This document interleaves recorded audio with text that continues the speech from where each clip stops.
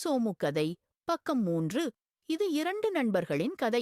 ஒரு அழகான கிராமத்தில் நடக்கும் கதை. ஒரு கிராமத்தில் அனைவரும் தூங்கும் நேரத்தில் ராமு சோமு இருவரும் நன்றாக தூங்கிக் கொண்டிருந்தனர்.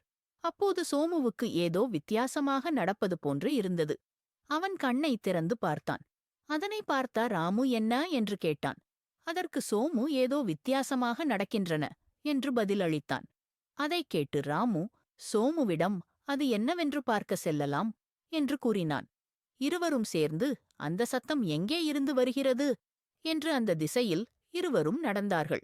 அது கிராமத்தின் அருகே உள்ள காட்டிலிருந்து வருவதையும் அங்கு மனிதர்கள் உருவாக்கிய வலையில் சிக்கிய ஒரு குட்டி யானையின் சத்தமாக இருக்கிறது என்று கூறினான் சோமு.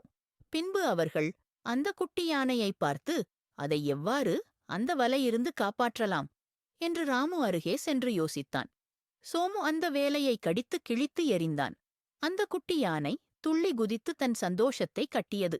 அதன் அந்த குட்டி யானை அவர்களின் அருகே தன்னை காப்பாற்றிக் எதற்கு தன் நன்றியை தெரிவித்ததுடன் அவர்கள் கூடவே அந்த குட்டி யானையும் சென்றது. கொஞ்சம் தூரம் போனதும் சோமு குட்டி யானையை பார்த்து தன் தாயிடம் செல்ல கட்டளையிட்டது.